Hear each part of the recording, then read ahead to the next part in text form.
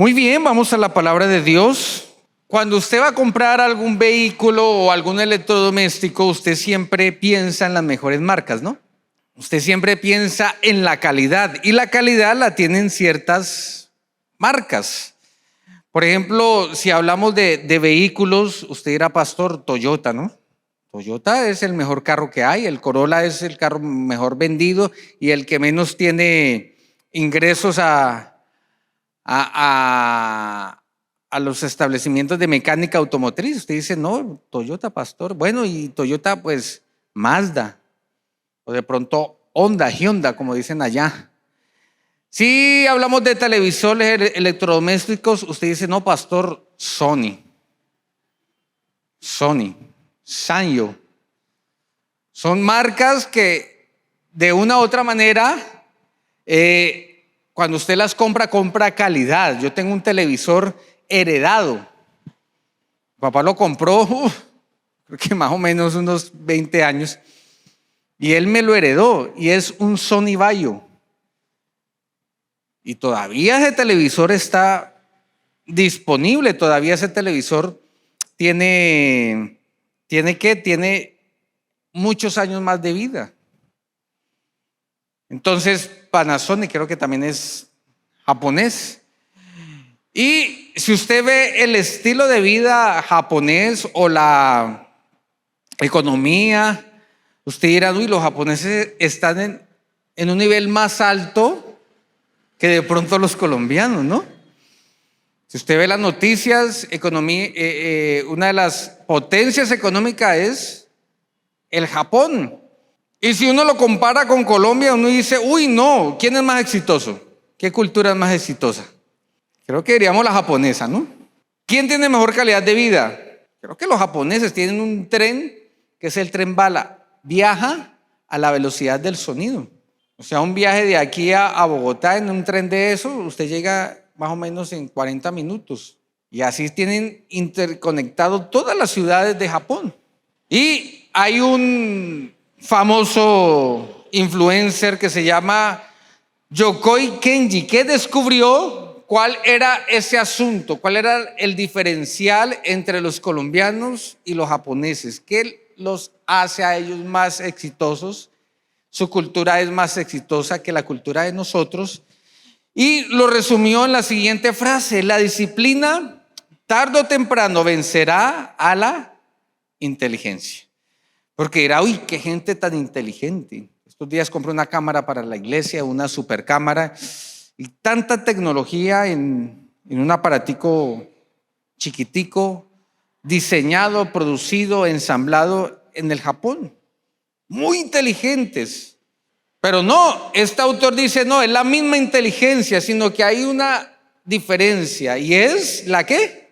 La disciplina, que tarde o temprano vencerá la inteligencia.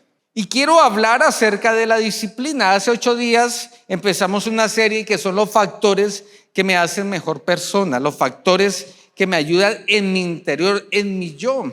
Predicamos hace 8 días, el pastor Rubén habló acerca de un secreto para mejorar ese yo interior, y es el dominio de la ¿qué? De la lengua. Si usted no escuchó la prédica en YouTube, de seguro esas prédicas de esta semana van a estar ahí disponibles por si usted se las perdió o si las quiere repasar. Y hoy quiero hablar acerca de este tema, la disciplina. Muy importante la disciplina en el ser humano, pero sobre todo la disciplina en la vida del creyente y en la vida de la iglesia. Amén. ¿Por qué la disciplina? ¿Por qué es importante la disciplina para el creyente y para la iglesia? ¿Por qué? Se lo voy a poner de la siguiente manera: porque a través de ella podemos disfrutar de las bendiciones de Dios. ¿Cuántos queremos las bendiciones de Dios? Dios en su palabra tiene muchas promesas para cada uno de nosotros, y a veces esas bendiciones no llegan a nuestra vida por falta de disciplina.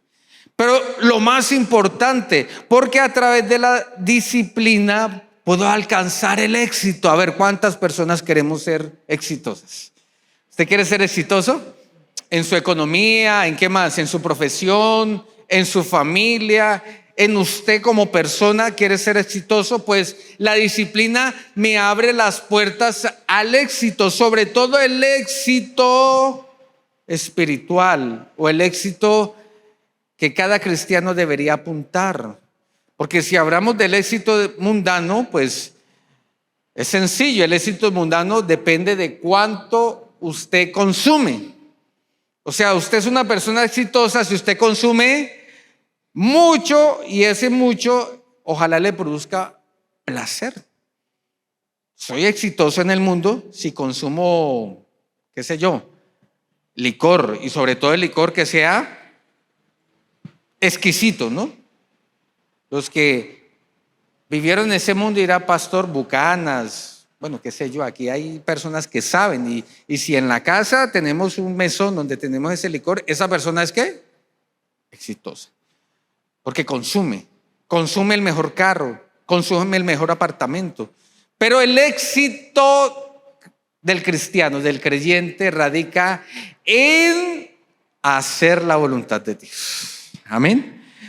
Si usted quiere ser una persona exitosa en la vida, significa que usted aprendió a poner en práctica la voluntad de Dios para su vida.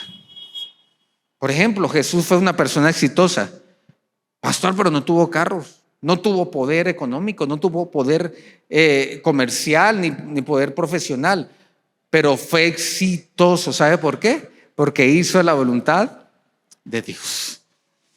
Y el éxito es eso, hacer la voluntad de Dios. Aún la gente del mundo puede ser muy exitosa según su entorno, pero por dentro tiene un vacío, porque sabe que el éxito solamente puede ser alcanzado cuando yo puedo hacer la voluntad ¿de quién? De Dios. Por eso necesitamos la disciplina. Ahora, cuando yo le hablo de disciplina a usted, ¿qué se le viene a la mente, a la cabeza? Por ejemplo, a mí se me viene a la cabeza una correa. Desafortunadamente, cuando hablamos de disciplina, la tomamos de una manera negativa. ¿Por qué? Porque va asociado hacia el maltrato, hacia el sufrimiento, hacia la violencia. Pero no vamos a ver hoy que la disciplina tiene que ver con el gran amor de Dios para su pueblo. Amén. La disciplina tiene que ver con el gran amor de Dios hacia su iglesia. Nótese que le dije que la disciplina es necesaria ¿para qué? Número uno, para poder acceder a las bendiciones de Dios, y número dos, para poder tener éxito, o sea, hacer la voluntad de Dios. Y la definición de disciplina es adiestrar el carácter o la mente hacia el orden o hacia la obediencia. O sea que si usted es desordenado o usted es desobediente, ¿qué necesita? Disciplina. Es relacionado con la norma, con el propósito de corregir. Significa que si usted tiene en su vida, en su carácter, algo que no anda bien, que está desviado, que está torcido, la disciplina tiene la facultad de ¿qué? Corregirla. Pastor, ¿por qué no alcanzo el éxito? ¿Por qué no puedo hacer la voluntad de Dios para mi matrimonio, para mi economía? ¿Por qué no puedo vivir la vida plena que Dios ofrece? Ay, te falta ¿qué? Disciplina. Disciplina. Ahora, mire que dentro del paquete de la vida abundante que Dios nos ha dado, hay un valor fundamental que es el de la libertad. Amén. ¿Cuántos somos libres? Lo hemos cantado, ¿no? Jesucristo trajo libertad para mi vida. Significa que antes de conocer a Cristo éramos esclavos. Y un esclavo, a comparación de una persona libre, no puede tomar decisiones por sí solo, sino que alguien le influencia. No tiene autonomía, no tiene el derecho de tener propiedad, no tiene el derecho de surgir, de avanzar en la vida, porque hay algo que lo esclaviza. Y cuando no teníamos a Cristo en el corazón, esa era nuestra vida, una vida de total esclavitud. Éramos esclavos de las consecuencias de nuestro pecado, ¿no? De los vicios. Usted decía, ay, yo domino el cigarrillo. Mentira, no lo podía dominar. Yo domino el alcoholismo. Mentiras, no lo puedo dominar. Yo domino la avaricia, la lujuria, el adulterio, la fornicación. Mentira. Y te hacía esclavo eso. Pero llegó Jesucristo y te hizo ¿qué? Libre. Ahora sí puedes tomar decisiones ¿qué? Autónomas. Ahora sí puedes disfrutar de la bendición de Dios. Ahora sí tienes derecho. El derecho que Dios te regaló a través de la libertad fue que ahora eres llamado hijo de Dios. ¿Cuánto nos gusta ser hijos de Dios? A ver, ¿cuántos somos consentidos de papá Dios? ¿Cuántos nos consideramos consentidos de papá Dios? Tenemos herencia a través de lo que hizo Jesús, porque somos llamados hijos de Él. ¿Cuántos desearíamos recibir una herencia? El sueño de todo colombiano, tener un primo lejano, un tío lejano que se muera y que en el testamento aparezca, vea, le dejé una finquita por allá, un par de hectáreas, unas cabecitas de ganado. El sueño de todo colombiano. Pues ese sueño es real para aquel que tiene la libertad en Cristo y ahora es llamado hijo de Dios. Tenemos herencia del cielo. Pero esa libertad, escúcheme bien, nunca se podrá vivir plenamente si no hay disciplina. Si no hay disciplina, nunca vamos a poder vivir la libertad que Jesús nos ofrece. Nunca vamos a poder ser hijos de Dios, merecedores de las promesas, merecedores de lo que Él tiene para nosotros. La libertad en Cristo se conserva a través de la disciplina. Si no hay disciplina en el desarrollo de mi libertad en Cristo, pues corro dos grandes peligros. El primer peligro es el legalismo, el segundo peligro es el libertinaje. ¿Cómo así, pastor? Sí. Si no tengo disciplina en el manejo de mi libertad, que me hace hijo de Dios, acreedor o partícipe de la herencia de mi Padre Celestial, o caigo en el legalismo o caigo en el libertinaje. ¿Por qué en el libertinaje? Porque digo, como la gracia de Dios sobreabunda, pues pequemos, al fin y al cabo Dios me va ¿a qué? A perdonar. No, eso se llama libertinaje, hacer con mi vida o con la libertad que tengo en Cristo lo que se me da la gana. Y eso termina mal. ¿Por qué? Porque eso vuelve a esclavizarme del pecado. Me vuelve esclavo. Y si soy esclavo, no puedo recibir la bendición de Dios. Por consiguiente, no puedo cumplir el propósito de Él en mi vida. Pero por el otro lado está ¿qué? El legalismo. Claro, el legalismo son esas leyes que yo creo que puedo cumplir, que al final nunca las voy a cumplir. Y como no las puedo cumplir, entonces señalo a los demás por no cumplirlas. Y empiezo a fijarme en cosas tan bobas, como por ejemplo una hermana que me dijo, pastor, ¿cómo se le ocurre a usted dejar subir a ese muchacho a dirigir la alabanza, pastor? Y claro, el pelado venía del mundo y en el mundo pues se hizo algunos tatuajes y dije, no, pues me va a tocar decirle que ponga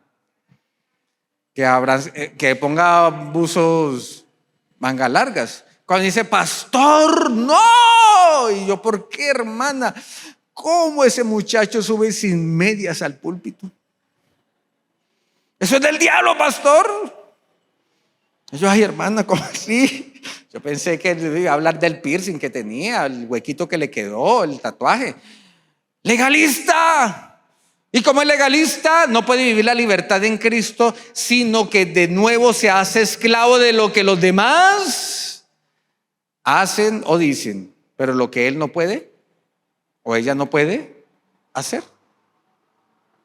Si no tienes disciplina en el manejo de tu libertad, si no aceptas la disciplina de Dios en el manejo de la libertad que Cristo compró en la cruz del Calvario, o terminas en el libertinaje o en el legalismo y vuelves a la esclavitud. Sí, nota por qué es tan importante la disciplina para tu vida. Define todo, ¿no? Define muchas cosas. En cambio, la libertad es la capacidad que Dios me dio de nuevo de hacer siempre lo correcto. Amén. Escúcheme, de hacer siempre lo que, no lo que más me gusta, de lo que más me produce placer, sino hacer lo que, lo correcto. Pero ¿cómo afino esa libertad? ¿Cómo me preparo para hacer siempre lo correcto? A través de la disciplina. disciplina. Si no hay disciplina, mi libertad en Cristo está mal enfocada. No puedo hacer la voluntad de Dios, no puedo disfrutar de las bendiciones de Dios que Él tiene para esta vida y la eternidad, y vuelvo a ser esclavo del pecado, de mis malas decisiones. Por eso usted y yo debemos ser conscientes que necesitamos la disciplina para ser bendecidos. Y hay una persona interesada en que tú seas bendecido, y es Dios. Mira lo que dice Hebreos capítulo 12, para que me crea. Hebreos capítulo 12, versículo 5 dice: ¿acaso olvidaron las palabras de aliento con que Dios les habló a ustedes como a quién? Como a hijos. Mire que no está hablando a quién, a esclavos, sino a quién. Gente libre que disfruta de su libertad en Jesús. Dice: ¿acaso no olvidaron las palabras de aliento, de fortaleza con que Dios les habló a ustedes como a hijo? Él les dijo: hijo mío, no tomes a la ligera la disciplina del Señor y no te des por vencido cuando te corrige, pues el Señor disciplina ¿a quién? ¿A quién disciplina a Dios? A los que ama, y castiga a todo el que recibe como hijo. ¿Quién es el más interesado en que tú y yo seamos disciplinados? Dios. ¿Y por qué? Porque Dios es un Dios caprichoso. Ese viejo que nada más quiere buscarme la caída para castigarme. No, Él quiere corregirte. ¿Por qué? Porque te ama. ¿Por qué? Porque te ama. Ahí está el amor de Dios plasmado. ¿Cómo así, pastor? Sí, es que Dios ama, y si Dios ama, Dios corrige, trae disciplina a nuestra vida. Ahí está el autor del libro de los Hebreos diciendo: ¿quieres experimentar el amor de Dios en tu vida? Y el romántico, el progresista que dice: ay, claro, quiero sentir sensaciones. Pero la Biblia dice: no, siente que la disciplina de parte de Dios. Él te ama, es una realidad. Pero tienes que vivir con disciplina. Y sigue el autor diciendo: al soportar esta disciplina divina, recuerde que Dios los trató como a sus propios hijos. Usted es hijo de Dios. Amén. Y si es hijo de Dios, no es simplemente para disfrutar de sus bendiciones, es para que Dios lo discipline, porque te ama. Ahora, ¿cómo Dios trae disciplina a mi vida? Hay tres maneras, y hoy voy a compartir la primera. Y para ello quiero que vayamos a la primera carta a los Corintios, capítulo 5. Primera carta a los Corintios, capítulo 5. El apóstol habla acerca de la disciplina divina. Y el primer punto que quiero resaltar es que Dios trae disciplina a mi vida a través de la iglesia y sus líderes. ¿Cómo trae Dios disciplina a nuestra vida? ¿A través de quién? De la iglesia y a través de sus líderes. Y en el capítulo 5 de primera carta a los Corintios, el apóstol habla acerca de la corrección de la disciplina. Leamos a ver qué nos enseña la palabra de Dios. Me cuesta creer lo que me informan acerca de la ¿qué? Inmoralidad sexual que hay entre ustedes. Algo que ni siquiera los paganos hacen. Me dicen que un hombre de su iglesia vive en pecado con su madrastra. ¿Cuál era el pecado de este hombre? ¿Cuál era el problema? Había un hombre en la iglesia que era parte de la congregación, parte de los ungidos de Dios. De hecho, si usted lee toda la carta de los Corintios, de seguro este hombre manifestaba los dones del Espíritu Santo, hablaba lenguas, porque esa era una característica de esta iglesia, las expresiones del poder de Dios, de los carismas de Dios en el culto. Pero este hombre estaba en pecado, y no cualquier tipo de pecado, inmoralidad sexual, y no cualquier tipo de inmoralidad sexual, porque dice la palabra de Dios que aún los gentiles, o los del mundo, ni siquiera practicaban tales cosas. Ahora, ¿este hombre era exitoso? ¿Usted qué cree?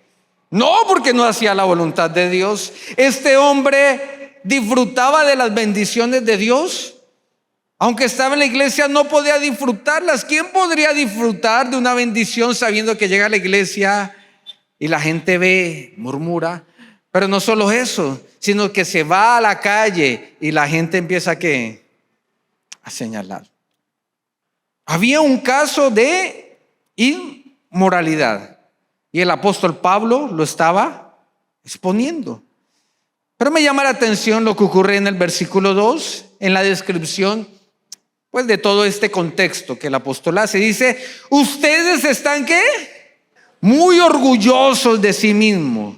En cambio deberían estar llorando de dolor y vergüenza y echar a ese hombre de la congregación. Ahí empieza la disciplina que Dios trae a través de la iglesia y a través de los líderes de la iglesia, en este caso el apóstol Pablo. Pero me llama la atención la primera frase del versículo 2: ustedes están muy orgullosos. Y esto suena muy contradictorio, ¿no? Porque ¿quién podría estar orgulloso de un pecado de inmoralidad sexual dentro de la misma iglesia?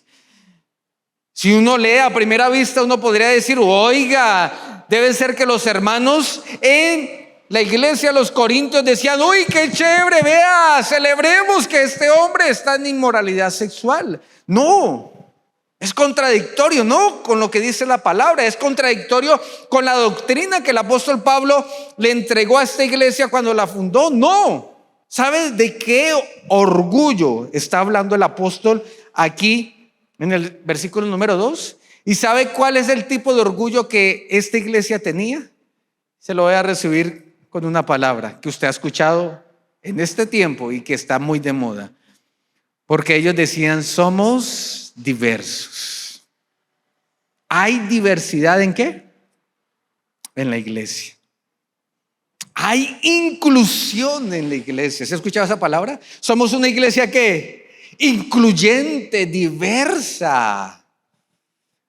Ellos decían: estamos orgullosos de ofrecer el amor de Dios a todo tipo de gente, a todo tipo de persona, que importa su condición espiritual, que importa si se quiere o no se quiere arrepentir. Somos una iglesia de brazos ¿qué? Abiertos. Y ese orgullo el apóstol debe corregirlo y decir: no. Porque mientras ellos pensaban que la manera de amar a esa persona era consintiendo su pecado, ellos pensaban que la manera de amar a esa persona era diciéndole: venga, pues bueno, tienes pecado inmoral, pero es más importante que estés aquí congregándote, es mejor aquí adentro que afuera. De pronto, si lo echamos de la iglesia, usted se va a descarriar, va a ser peor. No, la manera de amar es decirle: tranquilo, no pasa nada. Pero Pablo dice: no, esa manera de amar no concuerda con la expresión de amor que Dios tiene para nosotros. Y es que, como lo leímos anterior, Dios ama al que ¿qué? Corrige. Y dice: deberían echarlo de la iglesia. O sea, en vez de sentirse orgulloso por esa inclusión, por esa diversidad, ustedes deberían manifestar el amor de Dios a través de la disciplina. ¿Cuántos dicen amén? Por eso usted debe estar orgulloso de la iglesia donde está. No por ser incluyente, ni diverso, como el mundo lo dice que debemos ser, sino porque el amor de Dios se manifiesta. ¿Y cómo el amor de Dios se manifiesta? Cuando el pastor, cuando la misma iglesia le dice: oye, estás mal, tienes que ¿qué? Corregir. Mira, esa manera de vida que estás viviendo no es la adecuada. Estás siendo esclavo de nuevo del pecado. No vas a poder agradar a Dios. Arrepiéntete. Y uno diría: uy, pero si me aman así, que me casquen con correa mejor. Pero esa es la realidad. Esa es la realidad. La disciplina es expresión de amor. Y la disciplina proviene de la iglesia, proviene de los líderes, porque así Dios lo estableció. ¿Puedo darle un aplauso al Señor? Es la manera que nos ama. No te sientas triste, más bien siéntete. Ahora, ¿por qué no nos gusta esa clase de disciplina? ¿Por qué? Sencillo. Porque es Dios usando a otros iguales a mí para corregirme. ¿Cómo así? Sí. Es Dios utilizando al pastor de la iglesia, al líder de la iglesia, una persona con las mismas debilidades de carne y hueso, una persona con las mismas pasiones, aún con problemas de carácter, con cosas que mejorar. ¿Cómo Dios va a utilizar a una persona imperfecta para que me venga a mí a decir lo que tengo que hacer? Por eso no nos gusta este tipo de disciplina. ¿Cómo Dios va a utilizar una persona que de seguro yo soy mejor que ella? Pastor, ¿cómo el pastor me va a hablar? Vea, yo siendo un universitario, una persona exitosa, y él que ni siquiera terminó el bachillerato, el líder de la iglesia. Pero vea, una persona que nada más gana un salario mínimo y yo que gano millones, ¿cómo es posible que me venga a mí a soplar los mocos, como dicen? No nos gusta. ¿Por qué? Porque para recibir el amor de Dios a través de su disciplina, debo hacer que mi orgullo que baje, para que mi humildad sea enaltecida. Sí, déjame decirte, Dios nos usa a nosotros para traer disciplina a tu vida. Nosotros como pastores, pero también Dios los utiliza a ustedes para traer disciplina a nosotros. ¿Y eso dónde está, pastor? Deme más sustento bíblico. Gálatas capítulo 6. Gálatas capítulo 6, versículo 1 dice: amados hermanos, si otro creyente, mire que no está hablando de los del mundo, sino los creyentes, está dominado por algún pecado, ¿qué está diciendo aquí el apóstol? O sea, volvió a la esclavitud, no está disfrutando de su libertad. Ustedes que son ¿qué? ¿Cómo dice aquí? Espirituales. Ustedes que son espirituales deberían ayudarlo a volver al camino recto con ternura y humildad. Y tengan mucho cuidado de no caer ustedes en la misma tentación. Mire que el amor de Dios dice, vea, ustedes, si ven a alguien que está descarriado, si ven a alguien que está en pecado, ustedes que son ¿qué? Espirituales. ¿Sabe qué es lo triste del asunto? Que yo veo muchas personas, cristianos, que apenas se le acerca al pastor o la misma iglesia, mira, corrige, mira, no estás actuando de la mejor manera. Se llenan de orgullo y dicen, prefiero irme de la iglesia, aquí a mí no me aman. Y se van al mundo, pensando que en el mundo lo van a corregir, pensando que van a encontrar personas espirituales en el mundo y no aquí donde, en la iglesia donde sí hay personas espirituales. Y dicen, no, yo prefiero irme de la iglesia. Pues déjame decirte que en la iglesia vas a encontrar corrección, como dice ahí Gálatas capítulo 6, versículo 1, con ternura y humildad. Pero en el mundo, ¿sabe qué vas a encontrar? Garrote, señalamiento, dolor. Aquí vas a encontrar ¿qué? Ternura y humildad y personas llenas del Espíritu Santo, con espiritualidad, dispuestas a ofrecerte una mano y decirte, tranquilo, caíste, pero te vamos a restaurar. Caíste, no importa, vamos, sigamos adelante. Vas a poder salir de eso. Y conozco muchos casos aquí, muchos de ustedes han caído, pero han permanecido. Porque han decidido bajar su orgullo y decir, no, si Dios me permitió estar en esta iglesia es porque aquí voy a encontrar restauración. Aquí voy a encontrar personas espirituales para que yo pueda crecer en el Señor. No nos gusta. Recuerde que Dios nunca va a rechazar un corazón contrito y humillado, dice el Salmo 51, 17. Aquí vas a encontrar la espiritualidad necesaria para volver a levantarte. Amén. Es el amor de Dios. Pero también no me gusta esta clase de disciplina porque trae vergüenza a mi vida. ¿Porque trae qué? Vergüenza. Póngale cuidado que cuando yo era niño y estaba más o menos en segundo de primaria o tercero de primaria, llegué al colegio y preciso llegó la Secretaría de Salud a hacer el famoso tamizaje. Entonces llegó el enfermero o la enfermera y con el metro y con la pesa, con la báscula para mirar cuánto peso tenía. Y bueno, eso los que son doctores saben lo que es eso. Y nos dijeron, por favor, hagan una fila al frente del salón y voy a ir pesándolos, pero para eso necesito que se quiten los zapatos.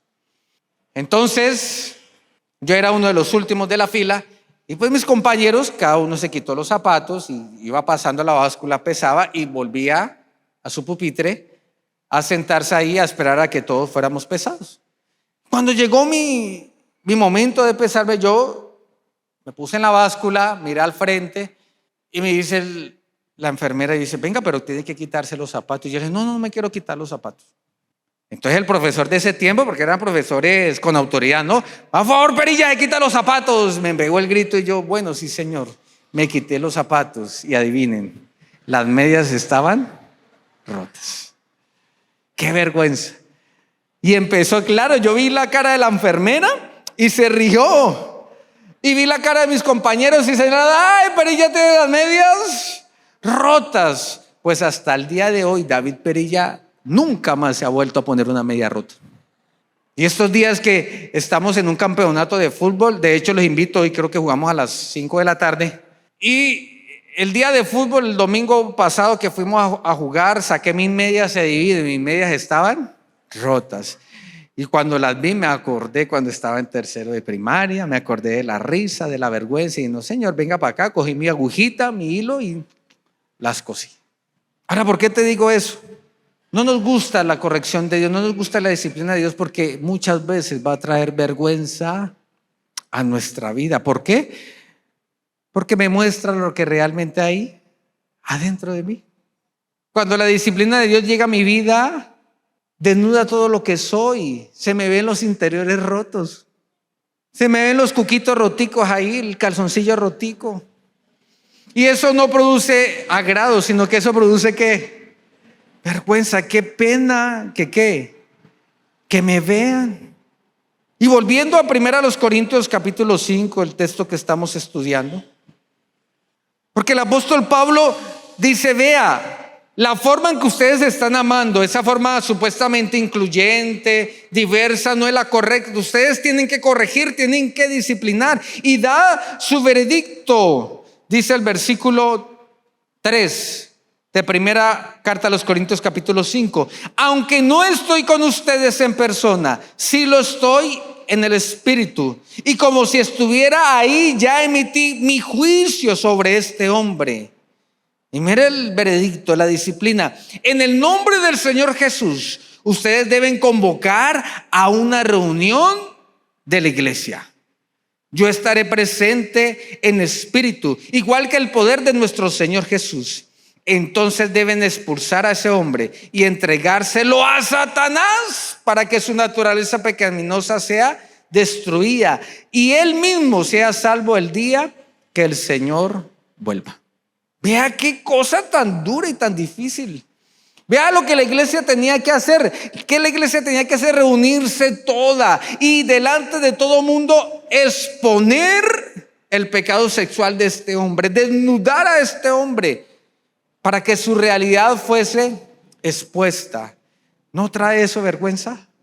Claro, pastor, qué pena. Pero es que la disciplina de Dios. Pero no se queda ahí y son una de las palabras más difíciles de entender en la Biblia. ¿Cómo así que el apóstol está dando su veredicto y el veredicto es: sáquelo hecho de la iglesia, pero no solamente eso, sino que ¿qué? Entrégueselo ¿a quién? A Satanás. Y cuando yo era chino, más chino de lo que soy ahora, pelado, yo me imaginaba este versículo y yo decía, uy, donde me descubran, la iglesia tiene que hacer eso. qué vergüenza. Me echan de la iglesia. Y no solamente me echan de la iglesia, yo me imaginaba que cuando salía del templo estaba el diablo ahí con el tridente ahí chuzándome porque me entregaron ¿a quién? A Satanás. Y uno diría, ¿qué está haciendo el apóstol? Lo está maldiciendo, pastor. Esas palabras no deberían estar ¿dónde? En la Biblia. ¿Cómo se le ocurre al apóstol que lo va a entregar a Satanás si ya es cristiano? Si aquí en la iglesia está protegido, si aquí en la iglesia está viviendo bien, lo consentimos, lo incluimos. No, el apóstol dice, sáquenlo de la iglesia y entréguelo a Satanás. Y a mi parecer, la interpretación correcta del versículo es que el apóstol Pablo está hablando con ternura y con amor. ¿Cómo así, pastor? Sí.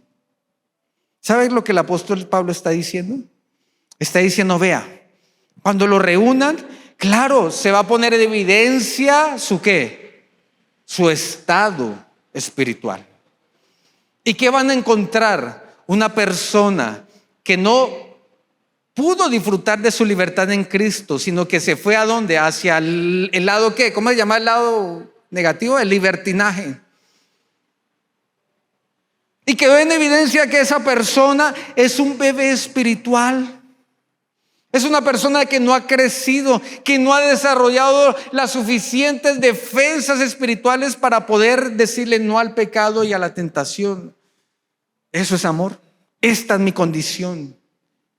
La disciplina muestra dónde estoy, en qué lugar del proceso estoy y qué necesito, qué remedio necesito para ahora sí poder ¿qué?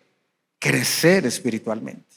Y lo que el apóstol dice, entrégueselo a Satanás, está diciendo, vea, ¿sabe qué? Con mucho amor y cariño, amados hermanos de la iglesia de los Corintios, téngalo como si volviera a nacer de nuevo, como si fuera un bebé espiritual. Enséñele el proceso desde cero. Enséñele qué es lo de la gracia, que vuelva a experimentar el amor de Dios. ¿Para que qué? Para que su alma sea salva. ¿Usted no cree que eso es amor? Dios me ama, Dios te ama, por eso te corrige, por eso invierte tiempo en ti para traer disciplina. Ese es el amor de Dios. ¿Necesitas disciplina para tu vida? Déjate disciplinar, porque es la manera en que Dios demuestra tu amor. Vence la vergüenza y el temor de seguir los procesos de la disciplina de Dios. Más bien utiliza este hermoso recurso que son tus pastores, que es la iglesia, las normas que la iglesia da, y siéntete amado en la presencia de Dios. ¿Por qué no inclinas tu rostro para terminar y oras? Padre, gracias por tu palabra, Señor. Es tu palabra, Señor.